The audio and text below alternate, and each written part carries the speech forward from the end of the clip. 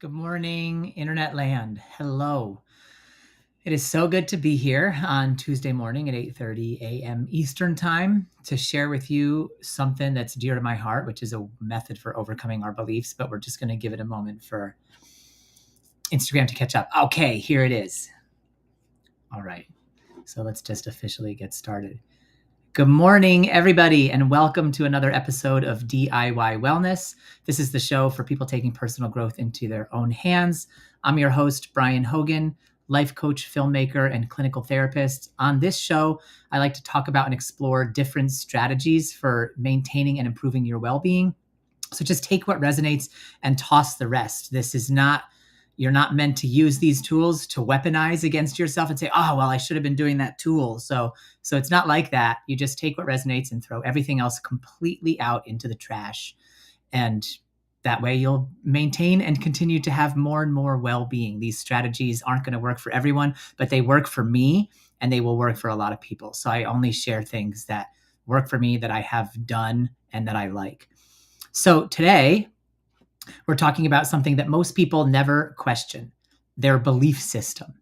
Not just religious beliefs, but your beliefs about yourself, about the world, about other people, about what's possible, about what you deserve. Most of us didn't choose these belief systems. They were absorbed, they were installed, they were handed to us before we knew we even had a choice. Yeah. So that is where suffering begins. When we depart from a belief system and start acting in ways that don't align with who we think we are and what we think we believe. So how am I taking personal growth into my own hands today? By questioning my belief system. And this is what we're going to get into. We're going to talk about belief systems in this way. First, we're going to learn about how they form, how they get installed, and how that process goes virtually unnoticed until adulthood. Second, I'm going to share with you a powerful 4-step process for overcoming your current belief system, the one that was given to you. So put on your detective hats today, or your lawyer hats, or whatever it is, because we're going to get curious and we're going to be asking a lot of questions. This is about questioning. Not questioning in a gaslighting way, but questioning in a way like, oh, I've never actually asked these questions before. And finally, I will share an exercise with you, again, questions that you can use to continue working with your own belief system, to loosen it and to ultimately reconstruct it. Okay, so let's just dive right into it. First, part 1, how your first belief system forms. Beliefs come preloaded. They are not freely chosen. Our first beliefs come from our family systems, their fears, their dreams, their rules, the proclivities that our parents had when they were raising us become our beliefs. If our parents had fears about money, then we're going to grow up believing money is scarce, very likely, because of the cadence of the beliefs being passed down. If we have parents who believe that the way to rule their household is through fear and intimidation and yelling and screaming, then we're probably going to have kids who don't know how to handle their frustration when they get older, and they're going to become adults who don't know how to handle disappointment, who don't know how to interact in relationships. This is because their beliefs have been programmed into them by their family system. The same is true on the reverse. If you grew up with parents who really connected to their emotions and worked them through and processed them and modeled how to do that, then you're probably going to be a person who has beliefs about how it's okay to process through emotions, and then you will do the same. So one place our beliefs come from is our family system. That's a huge place. And that happens between the ages of 0 and like forever. And then around the age of 4, 5, 6, we also start getting beliefs installed in us from our culture. So our family is part of our culture, but then culture widens and expands as we go into games, into sports, into the school system. We learn what's normal from the way the school etiquette is, from the way the kids are around us, the way the teacher leads the classroom. We learn what's forbidden. We learn what's valuable in the world, at least according to the school we go to, or the teachers we have, or the classmates we have. So we learn what's normal, forbidden, and what's valuable, but not to ourselves. We learn what's normal, forbidden, or valuable to them, to others, the same way we were learning what was the fears, dreams, and rules of others, meaning our parents. And so family systems shape our belief system. We don't choose it. And culture shapes it too. We don't choose it. Our religion and our worldview shape it. Even survival patterns from childhood. When you grow up in a way where you have to create a certain pattern in order to survive, like if you grow up in a chaotic household and then you made yourself small in order to not make waves, that comes with a belief, even unbeknownst to you, because it's pre-verbal. And the belief is it's better to be small to stay safe. So then you're going to have adults in adulthood who keep themselves small in order to stay safe, even though their destiny or their dreams or their truth or their deeper core of alignment might want something big, might want something grand, but they've learned to survive by keeping themselves small. And so they've got this installed belief that isn't necessarily right for them, but it was right for the childhood version of them who adopted it. And then language itself. Language is a form, it's a medium of communication, but it's entirely symbolic. And so language itself shapes our perception before we even have thought forms, before we really can have our own set of thoughts, our own contemplation and reflection and examination about our lives. Before that's even possible, we are learning language. We're learning this is what it means to have an apple. This is a finger. These are glasses. So we're told that. So now we have these beliefs. These are glasses. That's a belief I hold, but it's not the truth. These are just some little thing that has lenses in it that helps me see better. They're only glasses because we've agreed to call them glasses. And so again, even language shapes our beliefs and it shapes our perceptions. Our belief system is made up of language. So whatever limits or barriers are on the outer edge of language, those are the limits and barriers of our belief system.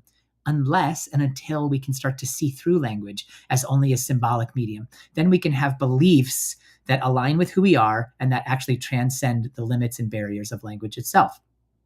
Babies don't choose beliefs. Children don't choose beliefs. We inherit these beliefs before we even know what a belief is. Okay, fine, but that happens to everybody, so who cares? What's the big deal, right? Well, the big deal is it's a psychological problem and then it causes a lot of suffering and we feel crappy. So that's the only reason it's a big deal. If we didn't feel crappy about our belief systems, then we would just live with them for our whole lives and die and have had a pleasant life. And that's fine, but there's not usually a lot of growth in a life like that. So it's a gift. It's a benevolent gift in the design of the universe that we are a helpless creature for like the first 7 to 10 years of our lives. And we need another human creature to take care of us. We are the species that has the longest caretaking period of any other species. Like, a colt just like plops out of its mom, rises up on its 4 legs and starts living its life. Like it doesn't need nurturing in the same way we do. Like it can go find its own food. It can do its own bathroom. We, though, on the other hand, as babies, if you leave us to our own devices, we will all die. Babies need nurturing and they need care. The reason I'm mentioning this is because it's a natural part of our process that we get belief systems installed in us, almost as if it's by design. And the reason it's by design, from my personal way of looking at it, is because the process of overcoming an installed belief system and deciding on one for ourselves is a huge, massive growth undertaking. And we're here on this planet to grow. The same way everything else is here to grow. Trees are here to grow, flowers are here to grow, animals are here to grow, and so are we. But our growth isn't just physical or biological. We get to grow spiritually, emotionally, mentally, psychologically, interconnectedly. And so as adults, we feel this internal tension that starts happening, not because something is wrong with us, but because the belief system that we inherited is not ours. It isn't ours. You believe you have to be productive to be worthy. Culture told us that, but our bodies disagree. You believe you have to be agreeable to be loved. Possibly a parental household dynamic told you that, but your inner truth says that's not the truth. You can be loved and disagree. You believe the world is dangerous, but your actual lived moments contradict this because each moment is safe most of the time, unless, of course, you're living in a war-torn, awful place, and that is different. You believe you have to earn your place when your soul says you simply belong. So all of these beliefs that have been installed by our parents, our culture, our families, our trauma, our struggles, they aren't the truth. And we later in adult life, we kind of outgrow these beliefs and they stay on us like a childhood sweater. Then you're bulging out of it and it's not comfortable anymore. So suffering begins to enter the picture there. When an extremely installed belief system when an externally installed belief system collides with an internally sensed truth, you get the following. You get anxiety, you get depression, you get shame, you get identity confusion, chronic self-doubt, nervous system dysregulation. In Buddhism, they call this dukkha, suffering caused by living out of alignment with reality.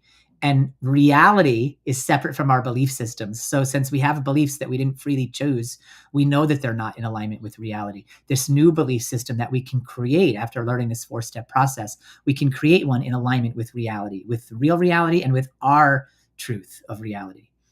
But truth as a directly experienced moment by moment truth, that's what we want to align the belief system with.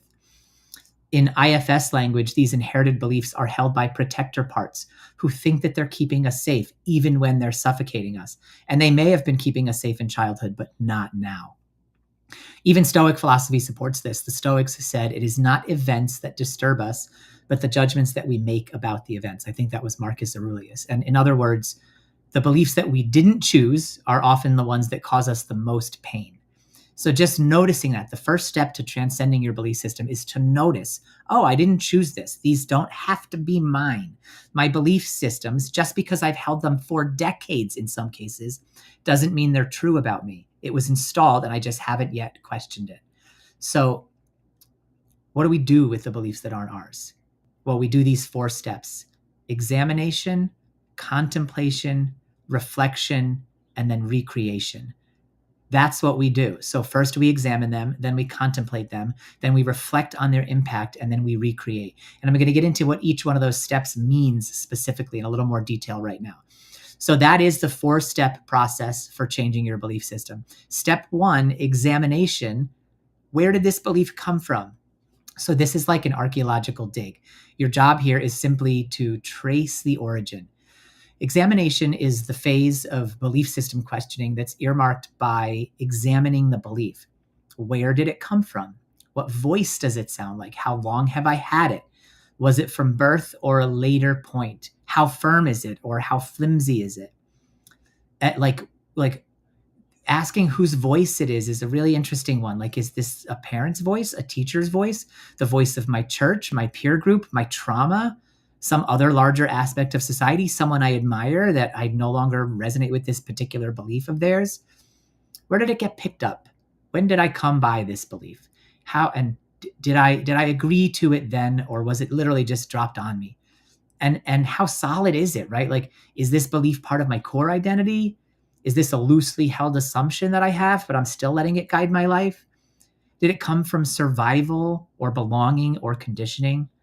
Was I old enough to choose it? Was it taught to me or caught by me? Did I learn this belief because it was true or because it was normal? Is this belief rooted in love or fear? These are the ways to examine the belief. This is what the Buddhists call mindfulness, seeing clearly, but without judgment. So as you examine, a really key facet of this whole 4-step process is to go in with curiosity and without judgment. Like I was saying at the beginning, to put on your detective hats. With your detective hat on, you go in and you're trying to solve the case, but no condemnation for the self, because the case that you're trying to solve is a case of you, not a case of an actual murderer or adulterer or killer, but just the case of you, little old you with your faulty belief system. So you're meeting the part of you that carries the belief, and you're asking that part, how did it learn it? That's all. Step 1 is just examining. Just ask questions of the belief. Examine it. How did it become this way? Do I still want it to be this way? That's all you have to do in step 1, is you just examine, let the answers come, and let the answers become your teacher. Let your own reflections and examinations start to inform you. And then step 2, contemplation. Contemplation is different than examination. Examination is like figuring out about the belief system itself, the belief itself. And now contemplation is asking you, does this belief align with who I truly am? So now you hold up the belief to your own inner light, to your own inner compass. So contemplation is about sitting with the meaning and content of the belief.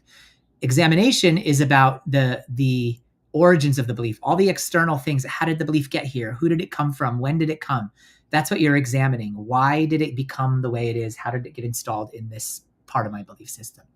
And then contemplation is about sitting with the meaning of the belief itself, the content of the belief, and determining if that content feels aligned with the true essence of who you are. So the questions during contemplation are different.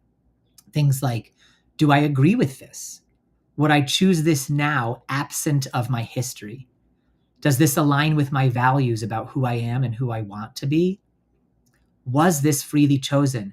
And if it wasn't and it still aligns, then make the choice to freely choose it now. And if it wasn't freely chosen and it doesn't align, through this process of contemplation, your ego mind, your parts minds will be more likely to drop it. Because here's the thing about our parts and our ego: they're not going to drop beliefs just because we talk them out of it. That's just not how it works.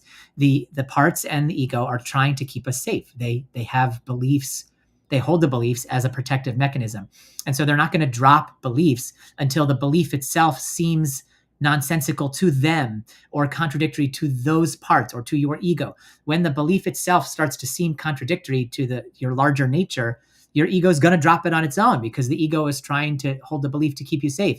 If the ego now agrees, or your parts now agree, that this belief doesn't align or doesn't keep you safe, then your parts and your ego will willingly drop it. So again, this isn't about gaslighting or about forcing anything on yourself.